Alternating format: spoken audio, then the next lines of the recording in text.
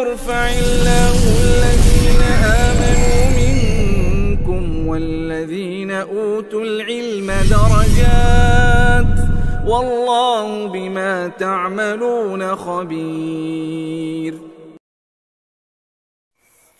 بسم الله الرحمن الرحيم. السلام عليكم ورحمة الله وبركاته. إن الحمد لله نحمده ونستعينه ونستغفره ونؤمن به ونتوكل عليه ونعوذ به من شرور أنفسنا ومن سيئات أعمالنا. من يهده الله فلا مضل له ومن يضلل فلا هادي له. أشهد أن لا إله إلا الله وحده لا شريك له وأشهد أن محمدا عبده ورسوله لا نبي بعده. اللهم صل وسلم على محمد وعلى آله وأصحابه وبارك وسلم تسليما كثيرا. وقد قال تعالى: يرفع الله الذين آمنوا منكم والذين أوتوا العلم درجات والله بما تعملون خبير. وقال رسول الله صلى الله عليه وسلم: من سلك طريقا يلتمس فيه علما سهل الله له به طريقا إلى الجنة atau kama qala Rasulullah sallallahu alaihi wasallam. Hadirin hadirat yang insyaallah dirahmati oleh Allah Subhanahu wa taala. Syukur kita kepada Allah Subhanahu wa taala karena pada hari ini Allah telah memberikan kepada kita taufik hidayah inayahnya sehingga kita berkumpul di tempat yang sangat mulia di sisi Allah, yaitu Baitullah, rumahnya Allah.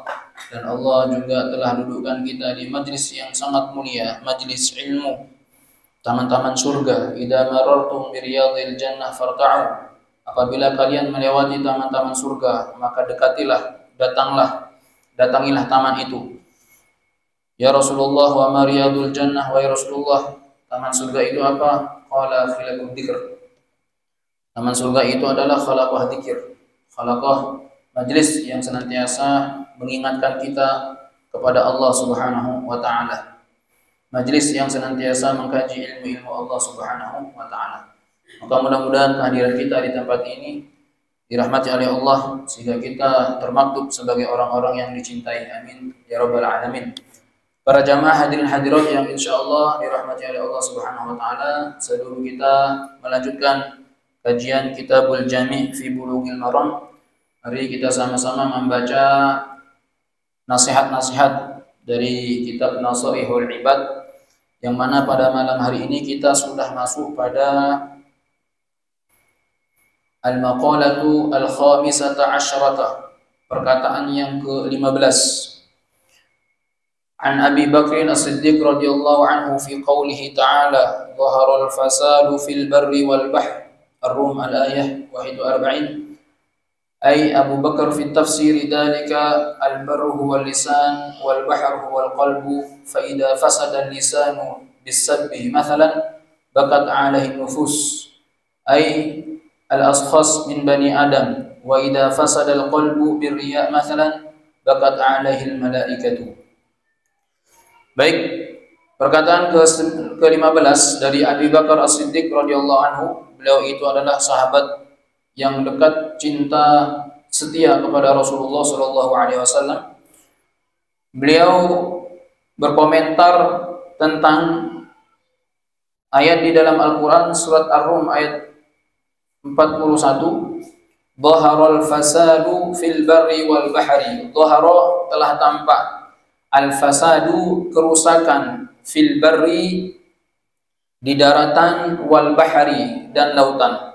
Jadi dalam surat Ar-Rum ayat 41 terdapat satu ayat yang Allah menerangkan bahwa telah tampak kerusakan di darat dan maupun di lautan. Qala ay Abu Bakar fi tafsir dzalik. Abu Bakar radhiyallahu anhu telah menafsirkan ayat tersebut. Kata beliau, al-barru huwal lisanu. Al-barru huwa al-lisan. Daratan itu, kata Abu Bakar As-Siddiq, daratan itu adalah lisan. Wal bahru, dan lautan itu, huwal qalbu, adalah hati. Fa idza fasadal lisanu, apabila lisan itu telah rusak, ai bisadbi mathalan, maksudnya dengan cacian, ghibah, nyakitin orang, ya, cacian, ya, bakat alaihin nufusu, maka nufus ai al-akhsas min bani Adam, maksudnya anak Adam itu akan menangis, jiwa-jiwa itu akan menangis. Jadi kalau seseorang itu tidak bisa menjaga lisannya, maka jiwa maksudnya anak Adam itu akan menangis. Wa idza fasadal qalbu, dan apabila hati itu rusak, rusaknya hati itu birriya, masalah contohnya dengan riya, kibr, sombong, namimah, sombong, ya, merasa diri paling baik, angkuh, congkak dan lain sebagainya, penyakit hati. Bakat alaihil malaikatu, maka para malaikat itu akan menangis. Jadi yang dimaksud dengan daratan dan lautan, kata Abu Bakar, daratan itu lisan dan lautan itu adalah hati. Jamaah yang dirahmati oleh Allah, hati, lisan. Jadi lisan ini Pak tak bertulang, tapi kata Rasulullah SAW, berapa banyak seseorang dimasukkan ke dalam api neraka karena tidak bisa menjaga lisannya. Bahkan dalam hadis Bukhari, Rasulullah SAW bersabda, kebanyakan penghuni neraka itu disebabkan dua lubang. Pertama adalah lubang mulut, yang kedua lubang kemaluan. Lubang mulut, dia tidak bisa menjaga lisannya, ya, nyakitin orang, ngomongin orang, gibah dan lain sebagainya, nyakitin hati orang. Nah itu. Yang kedua yaitu tidak bisa menjaga kemaluan, berzina dan lain sebagainya. Ada yang mengatakan tidak bisa menjaga kemaluannya ini adalah orang yang tidak hati-hati dalam istinja. Sebagian ulama mengatakan seperti itu. Istinja seenaknya saja. Maka Pak, perlu kita belajar fikih. Nanti kita akan belajar bab thaharah, bagaimana istinja yang benar. Apakah selama ini kita beristinja itu sesuai dengan syariat, sesuai dengan tuntunan fikih atau tidak? Karena apa? Kata Rasulullah SAW, banyak sekali penghuni neraka karena itu. Satu, tidak bisa menjaga lisannya. Yang kedua, ya, tidak bisa menjaga kemaluannya. Maksudnya, sebagian ulama mengatakan tidak berhati-hati di dalam beristinja. Paham Pak ya? Maka lisan ini bahaya Pak. Maka sakitnya pedang itu bisa diobati, tapi kalau sakitnya tergores karena lisan itu sulit bertahun-tahun sembuhnya, betul nggak ya? Kalau orang tergores pedang itu mungkin berapa bulan sembuh, tapi kalau hatinya tergores dengan lisan, wah itu bisa 7 keturunan nggak sembuh-sembuh. Ya sakit hati, oh ya lisan. Sampai-sampai Nabi itu pernah bersabda di hadapan para sahabat sampai memegang lidahnya, hati-hati kalian dengan ini, hati-hati. Berapa banyak orang dimasukkan ke dalam neraka sebab lisan. Kalau zaman sekarang tuh bukan hanya lisan Pak, tapi kita harus menjaga jari kita. Ya. Menjaga jari kita, jangan sampai kita ngetik hal-hal yang nggak baik, ya, menghina, mencaci, ya, mengetik atau menulis kata-kata yang kotor, itu sama, bisa dihiaskan dengan lisan. Jamaah yang dirahmati oleh Allah Subhanahu wa taala.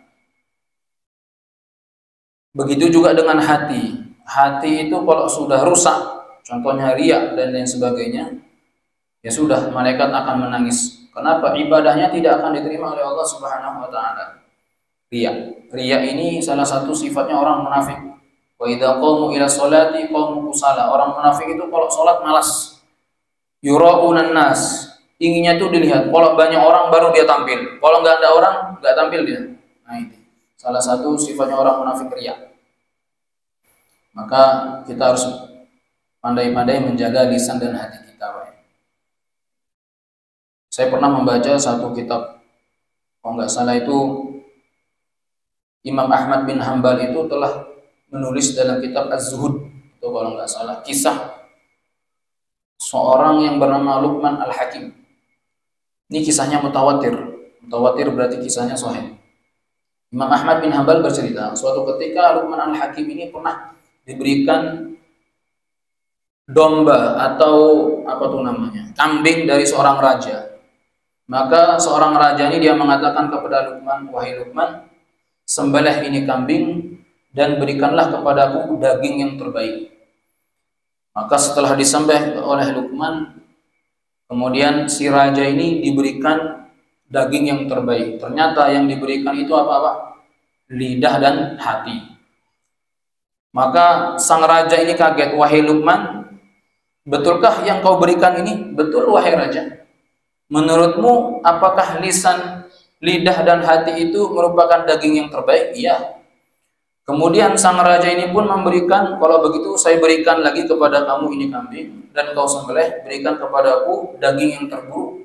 Maka disembelih oleh Luqman Al-Hakim, kemudian diambil hati dan lidahnya dan diberikan kepada siapa? Kepada raja ini. Maka kata sang raja, wahai Luqman, kau ini aneh.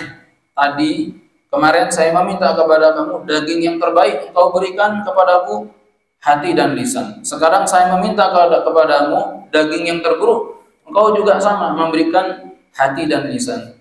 Maka kata Luqman Al-Hakim, dia mengatakan, wahai raja, ketahuilah tidak ada sesuatu yang terbaik kecuali yang bisa dibandingkan kecuali lisan dan hati, dan tidak ada sesuatu yang buruk kecuali lisan dan hati. Ketika hati dan lisan seseorang itu baik, maka otomatis semua itu akan baik. Tetapi ketika lisan dan hati itu tidak baik, maka otomatis semua itu akan tidak menjadi baik. Bisa difahami baik? Seperti itu. Lisan dan hati. Baik. Kemudian kita lanjut sedikit lagi, Pak ya. Wakila inna syahwata, dikatakan inna syahwata tusayrul muluka abidan, sesungguhnya syahwat itu menjadikan raja itu sebagai abid atau abid budak. Wasabru, dan kesabaran itu yusayrul abida mulukan, dapat menjadikan seorang budak menjadi raja. Ala tara ila qissati Yusuf wa Zulaiha, tidaklah engkau melihat bagaimana kisah Yusuf dan Zulaiha. Ya, syahwat itu dapat menjadikan raja menjadi abid.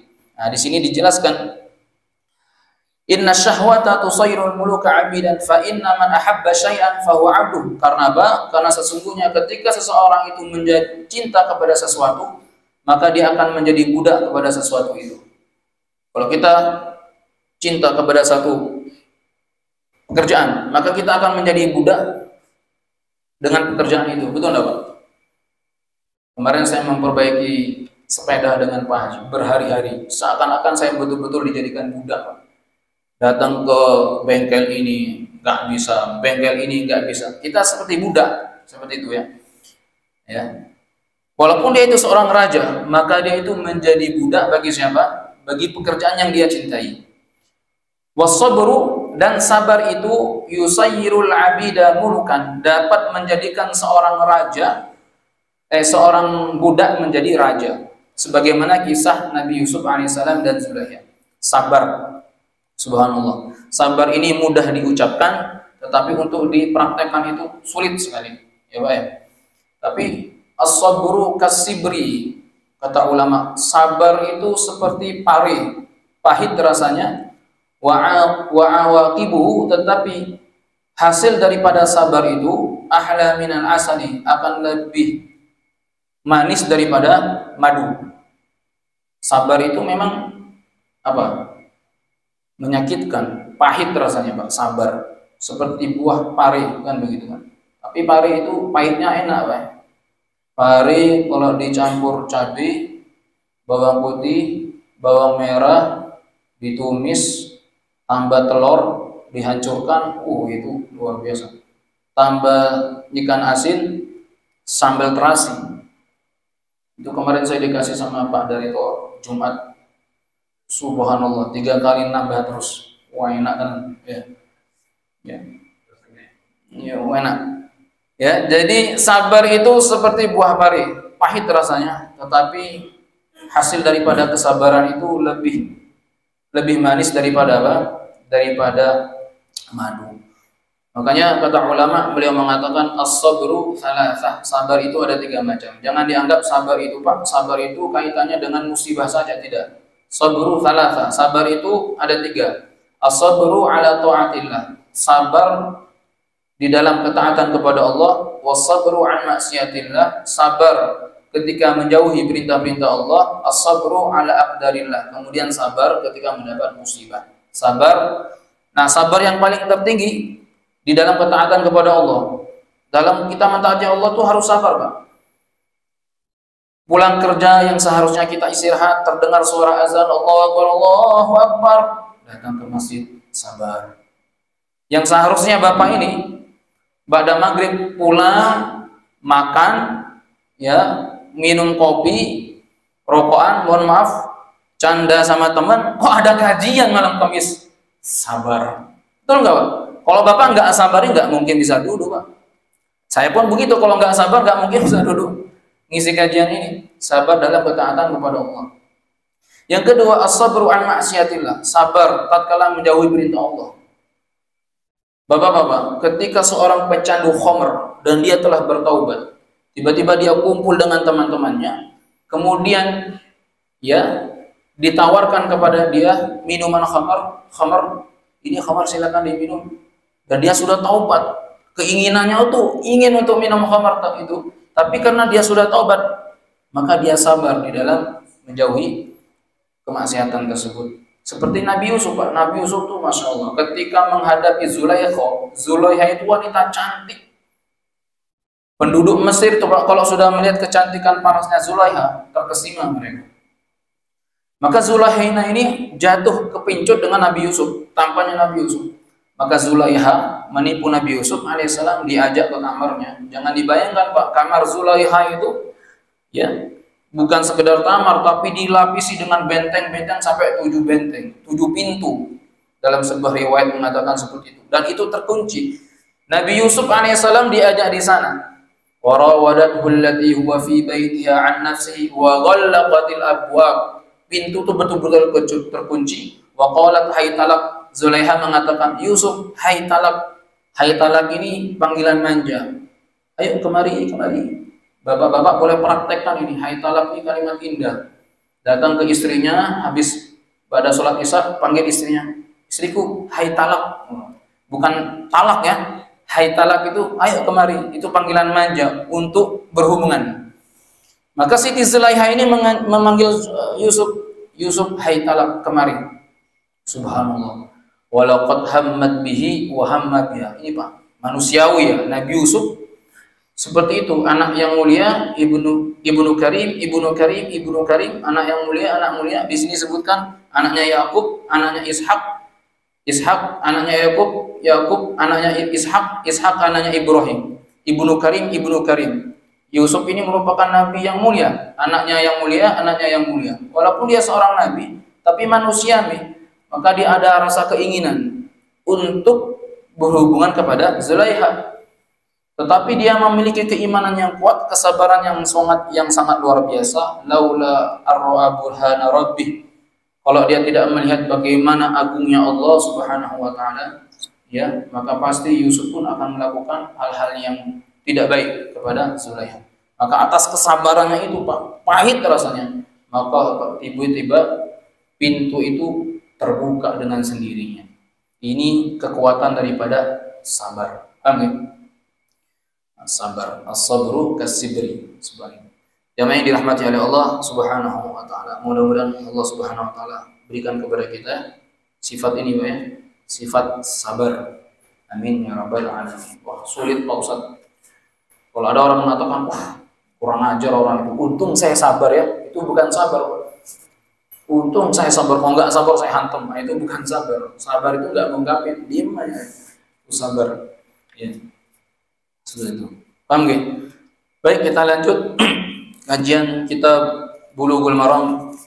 Alhamdulillah kita sudah masuk pada hadis 13 dan 14. Hadis 13 14 ini merupakan hadis yang terakhir dari bab kedua. Insyaallah minggu ketiga kita akan masuk pada bab tsalits, bab yang ketiga, bab zuhdi wal wara, bab tentang zuhud dan wara. Nah, ini bab yang gimana ya? Zuhud dan wara. Ini bab orang yang takut untuk mendengar. Tapi nggak apa-apa kita baca. Ya, apa sih makna zuhud? Apa sih makna wara? Hakikat zuhud dan wara itu sebenarnya. Baik. Sekarang kita melanjutkan hadis yang ke-13 dari kitab Bulughul Maram. Wa Ibni Mas'ud wa an Ibni Mas'ud radhiyallahu anhu qala Rasulullah sallallahu alaihi wasallam man dalla ala khairin falahu mithlu ajri fa'ilih akhrajahu Muslimun. Ya, di sini kita membaca syarah daripada Tawdihul Ahkam dari Ibnu Mas'ud radhiyallahu anhu telah berkata, qala Rasulullah sallallahu alaihi wasallam, Rasulullah sallallahu alaihi wasallam bersabda, man, siapa orang dalla menunjukkan ala khairin kebaikan, barang siapa yang menunjukkan kebaikan, falahu maka untuk orang yang menunjukkan kebaikan itu mithlu ajri fa'ilihi, maka bagi dia pahala orang yang mengerjakan kebajikan tersebut. Hadis riwayat Bukhari.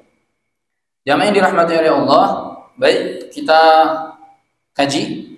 Man dalla ala khairin, man barang siapa yang menunjukkan akan kebaikan.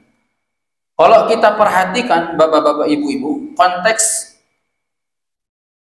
konteksnya ini adalah merupakan harfu syartin, kalimat syarat ya. Man itu syarat, barang siapa. Setiap syarat pasti ada jawab. Maknanya di sini adalah umum.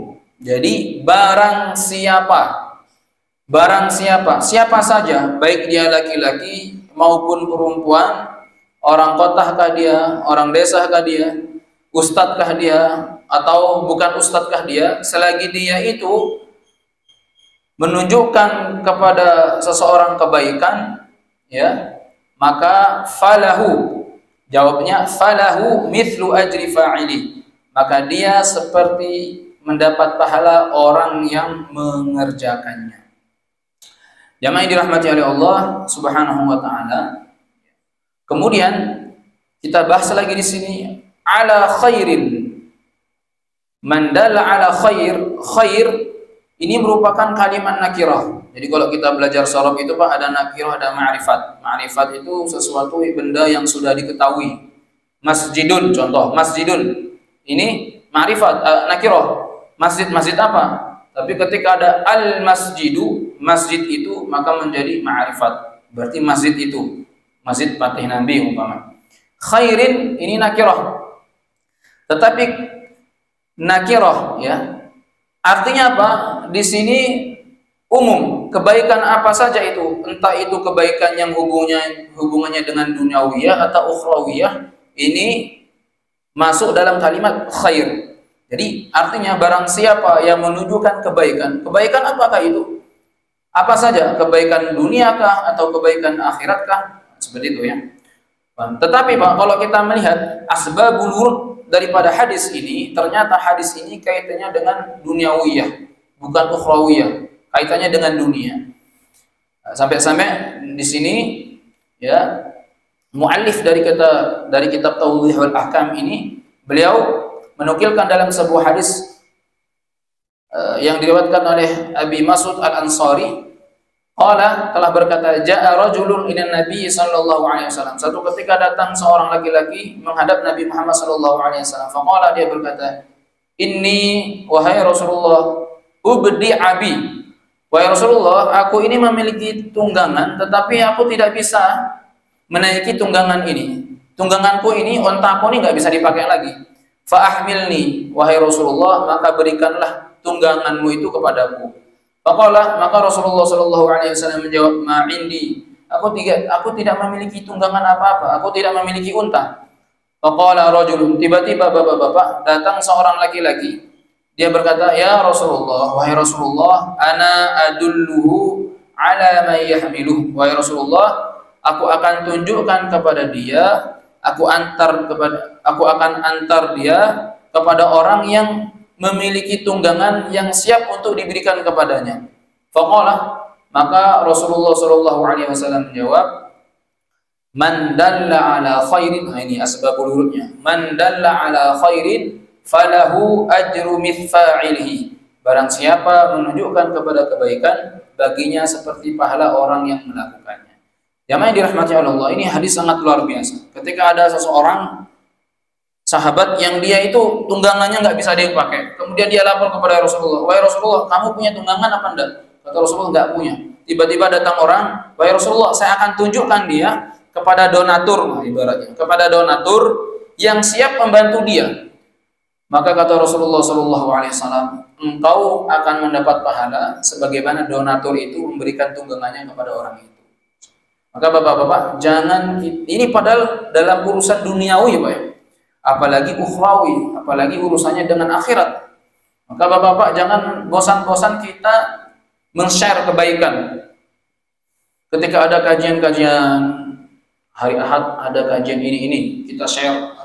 Supaya lihat nih, ada beberapa jamaah seperti Pak Jamal ya biasanya share, jangan lupa malam ini ngaji, jangan lupa malam ini pengajian. Wah itu, maka kita yang duduk di sini pahalanya itu diberikan kepada Bapak Jamal. Biasanya Pak Diani itu, jangan lupa ngaji sambil ngopi, kopinya nggak ada, ngaji aja. Ya, maka setiap bacaan-bacaan ya jamaah yang mengaji kepada Ustadz Ridho itu pahalanya kepada orang yang nge-share kebaikan itu. Begitu juga sebaliknya, ketika ada yang di-share itu info-info yang nggak benar, info fitnah dan lain sebagainya, hoax, kita pun akan mendapat imbalannya. Paham ya Pak ya? Seperti itu. Ya.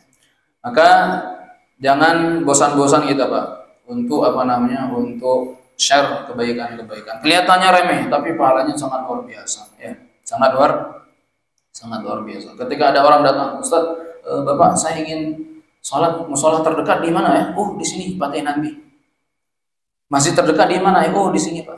Pak, kalau pengajian itu malam apa di Al-Ikhwan? Malam Kamis. Pengajian Kitabul Jami. Silakan Pak. Oh, di-share. Apalagi sekarang sudah ada YouTube kan, channel YouTube Al-Ikhwan, channel dakwah. Masya Allah. Kita share. Maka setiap orang yang menonton dan orang yang menonton itu nyimak dan mengamalkan Pak. Maka kita yang lagi nonton TV, kita yang lagi jogging, kita yang lagi angkat-angkat berat, wah itu dapat pahala Pak. Paham gimana? Makanya Pak, kenapa para sahabat itu menjadi orang-orang yang mulia? Karena para sahabat itu setiap mereka mendapatkan apa yang diucapkan Nabi langsung disampaikan. Ya, sehingga para sahabat ini pahalanya enggak terputus-putus. Radhiyallahu anhum wa radu'an. Mereka itu mendapat ridho daripada Allah Subhanahu wa taala. Para sahabat. Jadi sahabat itu ada beberapa tingkatan Pak. Sahabat yang paling utama itu Ashabul Badar. Sahabat yang perang dalam medan Badar. Yang kedua Ashabul Hud, perang Uhud. Sahabat yang betul-betul perang dalam medan Uhud. Ya, kemudian setelahnya. Mereka itu adalah orang-orang yang mulia di sisi Allah. Kenapa? Karena setiap apa yang disampaikan Nabi, mereka langsung share. Kalau dulu kan nggak ada zaman HP, jadi mereka tuh share dari mulut ke mulut. Tadi Nabi itu menyampaikan seperti ini. Bapak pun seperti itu. Pulang dari pengajian, datang ke istrinya, istriku, tadi yang saya dapat dari pengajian itu ternyata begini. Sabar. Intinya tuh sabar. Walakal jannah, engkau akan mendapat surga. Sabar itu menyebabkan seseorang hamba menjadi raja. Sebagaimana Nabi Yusuf, dia sabar menghadapi saudara-saudaranya, dimasukkan ke dalam sumur. Setelah itu dia dijual budak bisa manin bakhdin, dengan harga yang sangat murah sekali. Baksin itu darahim. Nggak ada harganya Nabi Yusuf itu. Dia sabar. Setelah itu diuji lagi dengan Zulaiha. Sabar dia. Dimasukkan di penjara. Ternyata asbab kesabarannya itu Allah jadikan Nabi Yusuf sebagai aziz. Aziz itu Pak, panggilan bangsawan di kota Mesir. Aziz, orang yang sangat mulia, menjadi menteri ketika itu. Paham nggak Pak ya? Nah, seperti itu. Jadi jangan bosan-bosan share kebaikan, karena kita akan mendapat pahala dari orang yang melakukan kebaikan-kebaikan tersebut. Baik, hadis berikutnya wa an ibni Umar, hadis ke-14. Ini hadis terakhir dari bab bab kedua, Pak ya. Baik. Wa an ibni Umar radhiyallahu anhu ma'an Nabi sallallahu alaihi wasallam qala man ista'adakum billahi fa'iduhu wa man sa'alakum billahi fa'atuhu wa man ata ilaikum ma'rufa fakafi'uhu fa in lam tajidu fad'u lahu, akhrajahu al-Baihaqi. Baik, dari Ibnu Umar radhiyallahu taala anhuma, Nabi, dari Nabi sallallahu alaihi wasallam qala, telah berkata, man sapa wong, man barang siapa ista'adakum yang memohon pertolongan kepada kalian billahi dengan menyebut nama Allah, minta tolong sama kita dan dia nyebut nama Allah, demi Allah begitu kan, fa'iduhu maka tolonglah dia. Wa man sa'alakum billah, dan barang siapa yang meminta kepada Allah Subhanahu wa ta'ala, wa man sa'alakum, dan barang siapa yang meminta kepada kalian billahi, ya, dengan menyebut nama Allah, fa'tuhu maka berikanlah. Wa man ata ilaikum, dan barang siapa datang kepada kalian melakukan kebaikan kepada kalian, fakafi'uhu maka balaslah kebaikan itu. Fa illam tajidu, apabila kalian tidak mampu berbuat baik, membalas kebaikan itu, minimal fad'u lahu, doakanlah untuk dia. Jamaah yang dirahmati Allah, maka salah satu masailah, maka di sini ada 3 masalah. Ya, ada pembahasan yang pertama, barang siapa meminta perlindungan kepada Anda, ya, salah satu masail dengan menyebut nama Allah, ya, maka apa? Berikanlah. Artinya kalau ada orang, Pak tolong lindungi saya Pak, demi Allah saya lagi nggak aman, maka kita lindungi dia. Pertama, kita melindungi dia karena kita mengagungkan nama Allah Subhanahu wa taala, karena dia sudah apa? Sudah menyebut nama, menggunakan nama Allah Subhanahu wa taala. Yang kedua, ketika ada seorang yang meminta kepada kita, meminta bantuan kepada kita, dan dia menyebut nama Allah Subhanahu wa taala, bantulah dia. Contoh Pak, ada orang yang mungkin dia berhutang kepada kita, kemudian kita memberikan kemudian yang waktunya membayar dan dia minta maaf kepada kita, Pak mohon maaf, berikan saya tempo, saya tidak bisa membayar, demi Allah saya lagi nggak ada duit, maka kita boleh membantu dia. Karena apa? Dia menyebut nama Allah Subhanahu wa taala. Kemudian yang ketiga, ketika orang itu berbuat baik kepada kita, maka kita membalas kebaikan. Ya, kalau kita tidak mampu membalas kebaikan, maka minimal kita mengucapkan rasa terima kasih, jazakallahu khair, terima kasih banyak Bapak, atau fad'u lahu, atau doakan kebaikan untuk dia. Ada orang memberikan kebaikan kepada kita, ya Allah ini terima kasih Pak ya, saya tidak bisa membalas apa-apa ini, saya doakan mudah-mudahan Anda. Nah, itu seperti itu. Paham ya Pak? Tapi Bapak-bapak, dalam Tawdihul Ahkam ini disebutkan bahwa di sini ada satu permasalahan. Jangan mudah seseorang itu menyebut nama Allah, bersumpah, itu nggak boleh. Ya. Menyebut nama Allah itu tidak boleh, bersumpah atas nama Allah itu punya konsekuensi hukum. Kata Rasulullah Sallallahu Alaihi Wasallam, "Salasatun la yadurullah wa la yukallimuhumullah yaumal qiyamah." Ada 3 golongan, mereka itu tidak akan dipandang dan tidak akan diajak bicara pada hari kiamat. Siapa? Pertama adalah al-kibr, orang yang sombong, merasa dirinya paling baik, paling alim, paling pintar. Ini tidak akan dipandang oleh Allah pada hari kiamat. Yang kedua, sahibuz zani, orang tua yang sudah beruban dia berzina. Sudah beruban artinya dia memiliki istri tetapi dia berzina kepada wanita lain, maka dia tidak akan dipandang oleh Allah Subhanahu wa taala. Yang ketiga adalah orang yang mudah ya memperdagangkan nama Allah sedikit-dikit demi Allah. mau pinjam uang, Mas Sofi saya pinjam uang ya, demi Allah minggu depan saya ganti. Nah, tahu-taunya minggu depan nggak diganti-ganti Pak. Maka orang seperti ini dia punya konsekuensi hukum. Maka dia harus membayar kafaroh atas sumpah yang dia tidak tepati itu. Apa itu? Dalam Al-Quran itu disebutkan pertama apa? Pertama dia harus memberikan makan kepada fakir miskin, 10 fakir miskin, memberikan pakaian. Yang kedua apa Pak? Memerdekakan budak. Yang ketiga as-siyamu, berpuasa 3 hari berturut-turut. Nah, silakan dipilih. Aduh nggak mampu saya puasa Pak Ustadz 3 hari berturut-turut, ya sudah kasih makan orang miskin. Aduh nggak mampu Pak Ustadz, ya sudah memerdekakan budak. Tapi budak saat ini ada Mas? Nggak ada. Yang ketiga, boleh kita berpuasa selama 3 hari berturut-turut. Paham ya Pak? Maka jangan mudah kita bersumpah atas nama Allah Subhanahu wa taala karena konsekuensi hukumnya itu sangat berat di sisi Allah Subhanahu wa taala.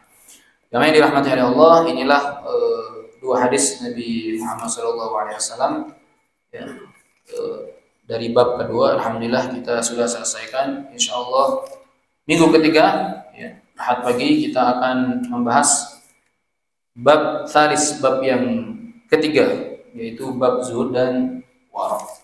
Mudah-mudahan Allah berikan kita kefahaman sehingga kita dapat mengamalkan dan menyampaikan kepada saudara-saudara yang kita hadir di pada malam hari ini. Amin ya rabbal alamin. Subhanallahumma wa bihamdika asyhadu an la ilaha illa anta astaghfiruka wa atubu ilaik. Wassalamualaikum warahmatullahi wabarakatuh.